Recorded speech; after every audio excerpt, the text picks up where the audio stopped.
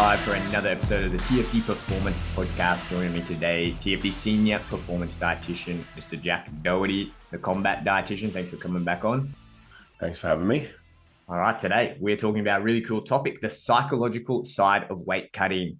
Everyone's pretty familiar with weight cutting. Obviously, if you follow our work, you know what weight cutting is. If you're a fighter, you've obviously done this or probably done this as well. You understand that weight cutting is putting yourself in an environment where you're going to be physiologically sweating and losing quite a bit of weight to make that contracted fight weight. Something that I've noticed in this field that gets talked about pretty much next to nil. No one really talks about this is the whole psychological side of weight cutting. And when you do what Jack and I do, you come to understand that even as practitioners, this is of extreme importance. There is supreme benefit to understanding the psychological side of weight cutting and then understanding how that applies to each individual athlete.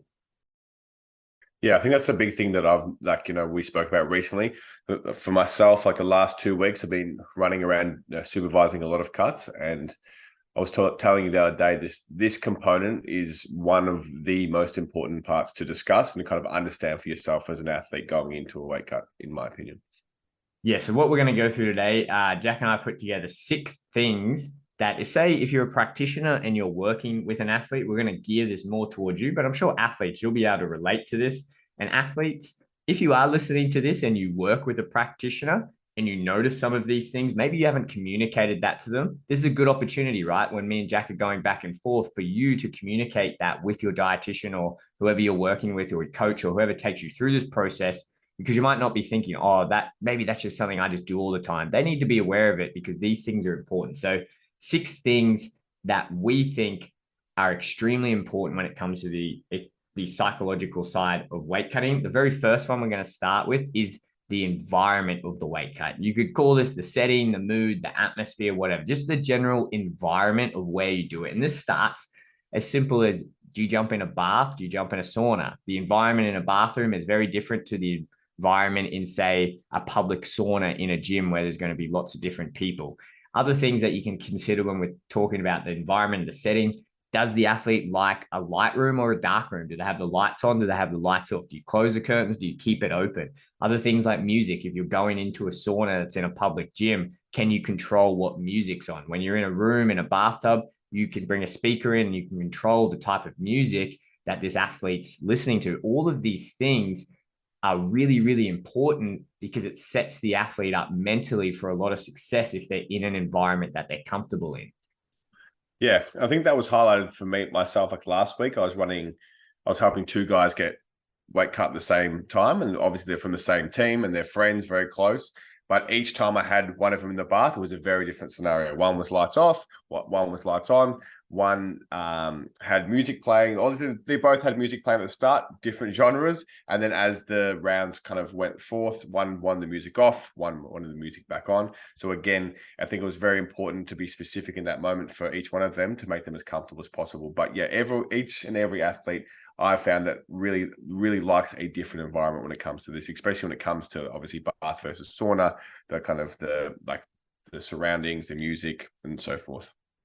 Yeah, and it's important to be aware of this and have that conversation with your athlete and get to know it, because like Jack said, when you're managing multiple different athletes, you have to do your best to cater that environment for that athlete. And I think this leads nicely into that second point, is how does an individual go through the process and what needs to change for that individual? That plays a huge psychological factor because each individual, like Jack said, will have their own preferences as they move throughout this process of making weight. So for example, I had 4 guys in New York last week that were all cutting weight, and we had 3 of them cutting in weight in the same room. And they were rotating between the baths, the sauna, and the sauna blankets. And like Jack said, every time I was in a bath with someone, very, very, very different environment. We've got the first guy, say Brad Riddell goes in there. It's a very relaxed, calm, meditative type of environment. He needs to have his arms up, needs to be nice and relaxed. He gets out. You get someone like Dan Hooker that comes in. It's a very chatty, high energy. He wants to be distracted. He doesn't want to be thinking about what he's doing. You're chatting, you're kind of having a laugh with him. And then you get someone, say like Israel comes in. He comes in, again, kind of in between. He has that mid-range. He's not very like You don't want to sit there and say absolutely nothing, but you don't want to be too high energy. You want to put on a podcast. You can discuss the points of the podcast. He's got his music going. You want to kind of vibe along with him with that music. Three very different levels of energy. And as they go through that process, that changes and that fluctuates throughout. Yeah, I think that we're lucky enough to work with these guys on the regular. So we already know this kind of information. We know what they like, what they dislikes, and we know the stages of their cut and what kind of needs to change. But I think that's, even if we're working with someone new, I think that's the discussion that I always have. And it doesn't seem like the most important component when you're thinking about, bath, sauna, and all the other elements to a weight cut. But I always have that discussion at the start. Like, what would you like? Do you want people in the room? Do you not want people in the room? Do you want me to talk? Do you want to listen to music? Kind of what's the most ideal situation for you, and what are you wanting? Because at the end of the day, you're trying to make this, this uncomfortable process as comfortable as possible for them as an individual. So I think that's what we're lucky enough, which we work with people on the regular. You kind of understand them on that kind of basis, but it's always good to have that communication with them at any one point, because like you said, it can change. It can change at any point, and making sure you're checking in. So like if it's around 2 or 3 of a weight cut, I'll always ask those questions. Do you want the music on? Do you want it off? Do you want me to keep talking to you? And just have that communication line with them, just so they feel supported at every step of the way.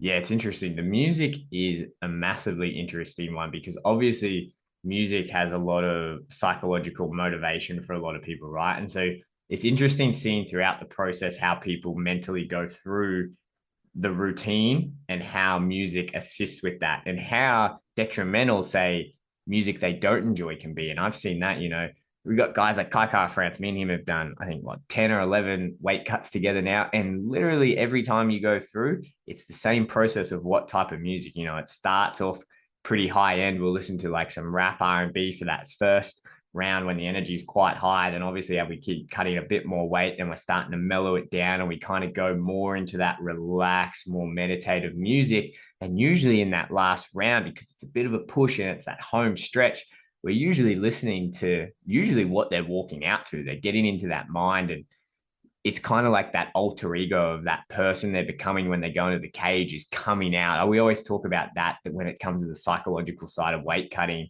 It's like the process is so individual to each person, because it's the process of releasing that fighter alter ego, which I think is very interesting. I've spoken about this a lot. I think Israel is a good example, because everyone's familiar with his alter ego of Stylebender, but it's applicable to all the fighters.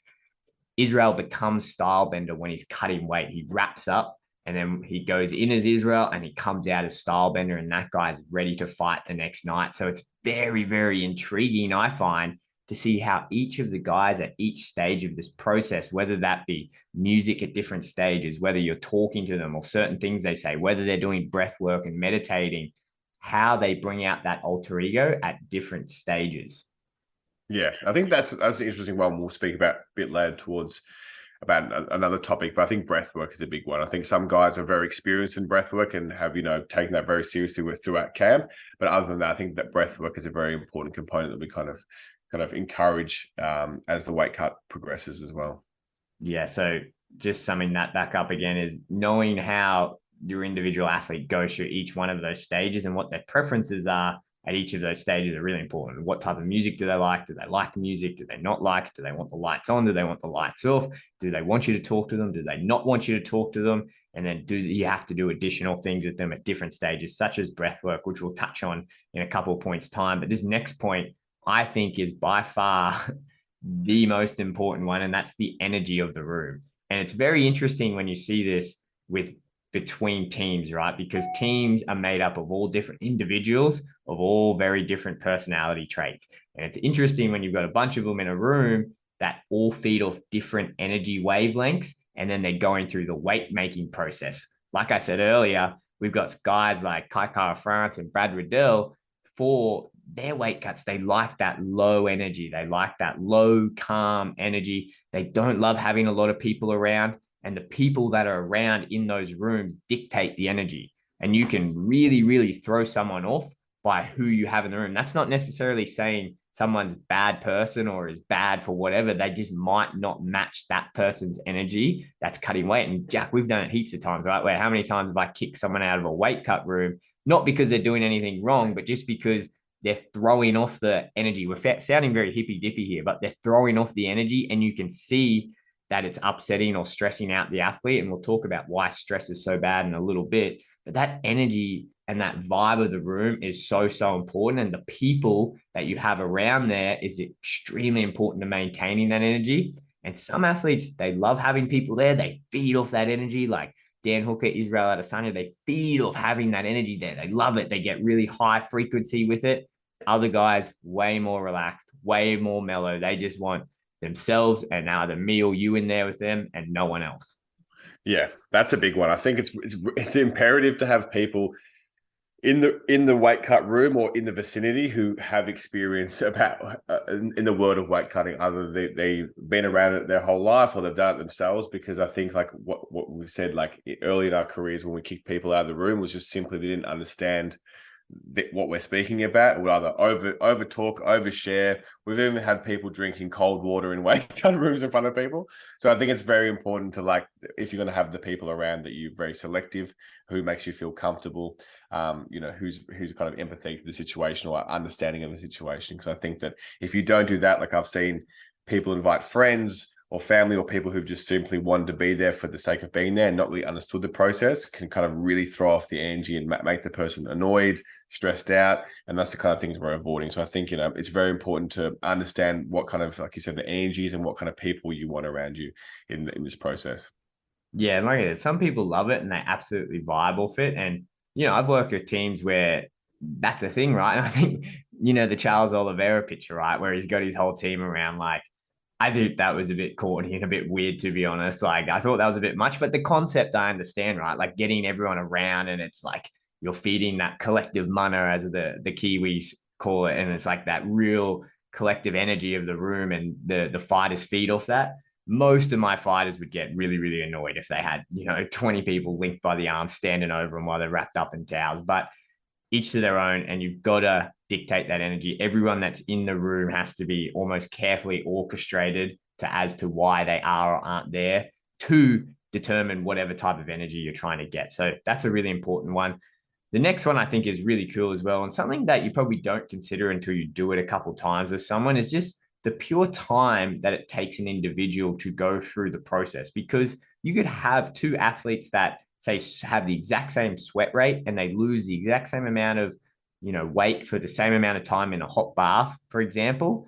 But it might take one of those athletes 2 hours to make weight and the other one 3.5 hours. And a big reason for that is that each individual athlete has a certain amount of time they need to go through each of these steps of the process. And when I say that, that's getting in the bath, then transitioning to the towels, and then in between rounds. Some athletes are just happy to just bang it out back to back, and they can do it, and they can physiologically stay within safe limits. But some athletes just need to chill. Like, the fact of the matter is they need to chill. They need to let their core body temperature come down a bit. It needs to come down, and then they need to calm down, and they can't bang it out like that. So that could be the difference between a weight cut going for 2 hours or a weight cut going for 3.5, 4+ hours.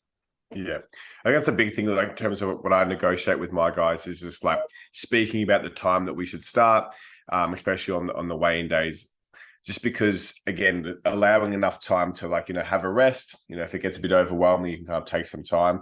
Because I know we want to minimize the amount of time we're stressing the body and doing the cut, but I feel like a lot of the time people kind of leave it a bit too late and try to bang it out in a very short amount of time, which can cause them more stress, and then in fact make the process kind of longer than it should be, or it would have been if you had more time, because of you're taking that stress off yourself, giving you ample time to do that, ample time to take a rest, ample time to get to the venue, and all those kind of things. There's so many factors again involved. And also, like, what I think a lot of people don't speak about, which we've experienced ourselves, is that, like, if you're starting at a certain time, you're hoping for the best. There's all these variables you can't control. Like, we've happened to us, which is hot water systems gone to shit. Like, I remember probably like it was a Gold Coast Eternal, was like, I think I had like 3 or 4 guys cutting weight, like me, Justin Van Heeden, Roy Armstrong, and a couple other guys. And then we're at the hotel in Gold Coast at the sauna. And then midway through the cutting, everything's going fantastic, smoothly. Boom, the sauna shits itself, and they were like, "Oh, sorry, it's just not working anymore." And I'm sitting there going, "Well, what are we going to do?" Because none of us have baths. Luckily, we had Dojo on board at the time.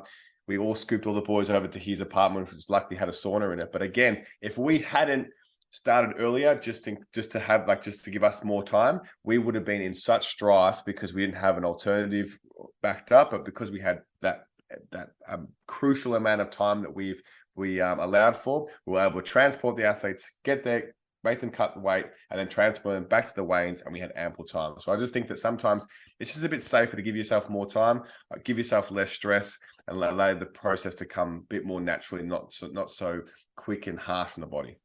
Yeah, everything that goes wrong in a weight cut usually happens when you rush it. And I've seen so many people do that. I just, like we always say, right? Every weight cut week, we always say this: plan for the worst, plan for the worst, and just hope for the best, because more likely than not, something's going to go wrong and you're just going to have to deal with it. And I've seen it, and I've been victim of it when I was younger, doing this with guys where you plan certain things. And like Jack said, the hot water system goes out, and all of a sudden there goes 2 hours, and now you're running and chasing your tail. And that just exponentially increases the risk of these guys having problems during this process, which you absolutely do not want. Something we keep mentioning here, and we said we're going to get to it, we're finally at it, is stress. And I think this is an extremely important one that does not nearly get the attention that it deserves when we're talking about weight cutting, especially because it has such impact on both the psychological and physiological side. There's such a huge impact here. And what we talk about when we're saying stress, each individual that goes through this process has their own way of, one, dealing with stress, and two, how much they stress. And Jack was talking about earlier with breath work. So we found that this is a hugely important and powerful tool that these guys can use to calm their body down and reduce the stress. Now, why do we want to reduce stress? Because when we're releasing cortisol, that stress response in our body, that sympathetic tone where we're going into that fight mode, out of fight or flight, we're going into fight mode, that causes a physiological response in our body, and it causes everything to tighten up. We call it vasoconstriction. When we're sweating, we need blood to be going to our skin so our sweat glands can open up and we can push fluid out through our system out onto our skin. When we vasoconstrict, we greatly inhibit that. And you see that when you have guys in the bath. Jack, I'll let you tell a story, but I'm sure you've seen it how many times when guys start freaking out in the bath and they start hyperventilating, their breathing goes off, their heart rate goes up, and you can tell the stress levels are going through the roof. And then what happens? Their sweat rate goes down. Yeah, I think that's something that I've seen a lot of times happen, and it's a great comparison for you. So I've got a guy who is one of my long-term clients. He's very good with his breath work. He's actually, it's part of his whole routine. He's very much about it in general in his life. But in the weight cut room, he controls his breathing so well, and I can see how that affects his heart rate. And then the sweat just comes off him, and he does it very easily. The water comes off. He doesn't feel too drained, and that's one side of it, right? So very good controls his stress. Again, also, as we've spoken about, he controls his whole environment, everything else we've spoken about. We've done that for so long. But because he's got this breath work and his stress is so low that his sweat rate is amazing, it's consistent, and he gets through it very easily. Whereas I've had other guys who maybe the first round, fantastic sweat rate, came off very well. And then going into the second round, I can see their breathing rate change. They're thinking they're controlling it, but they're slightly kind of hyper. It starts to their response to the environment. They start getting a bit stressed. Their breath rate starts to increase, and they think they're controlling, but I can know it's not happening. And they're starting to stress. The breath rate's increasing, and you can just see the stress response in their body, from a physical standpoint. And then when they go to check their weight, their sweat rate, so the amount they've lost in that round, dramatically decreases. And what I mean dramatically, whereas then people in the room will turn around and be like, "What happened?" And then I have to explain to them that it's because of this stress response, because they started to get overwhelmed, because they couldn't control their breath, their stress hormone, the cortisol, was released, and it's going to dramatically reduce the amount that they sweat. Even though it appears they're sweating, it will dramatically decrease. So I think that those two situations I spoke about is what I tell a lot of people, just to show the comparison of how powerful breath work and stress reduction can be in the weight cut room. Yeah, exactly. And I guess there's two more points I want to make on this topic. Is one, from a practitioner standpoint, you want to do everything you can to control the stress response from that individual. So if you know your individual, this is why we're talking about all these other factors: control the environment, the setting, the mood, the atmosphere that they're in. control who's around and who's controlling the energy. Just having bad energy in that room can increase that stress response. I have an athlete in particular at City Kickboxing every time, exactly what Jack just explained then. If there's a certain number of people come into the room and it's more than just myself, they come into the room, even if they're in a different room and we're in a closed in bathroom, that sweat response drops. And it's completely due to stress because he just subconsciously stresses out that they're in the room. So hugely, hugely, hugely important. You just have to do everything you can to control it. And you have to do everything you can to assist that athlete once they go through it. Or if they do experience, like Jack said, what can we do to manage this and what can we do to get this back down? Okay, maybe we need a break out of the tub, let them cool down. We need them to control their breath and we need to get that heart rate back down because you know what? They're just not going to be worth it. They're not going to be sweating this session. So let's just call it quits, get that under control, and let's go back in and go hard rather than just wasting an hour. So you need to be very mindful. And it's very, very important. I don't think people give it credit because it's just not something that pops up until you, like Jack said, you check the scale and then everyone's looking at the room at each other going, what the heck just happened then? Why didn't we lose so much weight? And you go, well, there was just too much going on, way too much stress. This next round, you guys need to go out. We're putting on the music. We're chilling out. We're doing some breath work, heating the bath back up. We're in a dark room. Let us do our thing. And that's how you have to play it. 100%. Very last thing that I want to go through, and I think this ties into it. It ties into it all nicely. Anyone that's ever gone through a weight cut will understand this. You need to understand what motivates the athlete when times get tough. Now, we're not advocating to doing tough weight cuts, but everything's tough. Like training in general is tough. Like I'll go out for a run and I'll get to a certain point of dehydration that's basically unavoidable if you're doing a certain volume of training, which a lot of these MMA athletes are doing. There's just going to be an unavoidableness of toughness that's required to get through this process. It's just no one does it completely easy. There's a degree of toughness everyone needs. What does that athlete need in terms of motivation and what motivates them is very, very individual to them, whether that's their family, whether that's their friends, you know, whether you need to just sit down and do a Coach Carter pep talk with them, or whether you just simply need to sit down and be with them and you don't need to say anything. Every athlete is going to be very different in what they need from you when those times get tough and they need that little bit of motivation. I think that's what's also important. If you're ever going to supervise or be a part of these weight cuts, to understand your athlete and like kind of build that rapport is so important because sometimes, like Jordan said, it's just being present is enough. Just being with them and kind of reassuring them, like, you know, I'm like, you know, just like, as you said, it's tough. Regardless if it's a small weight cut or a large weight cut, it's still tough.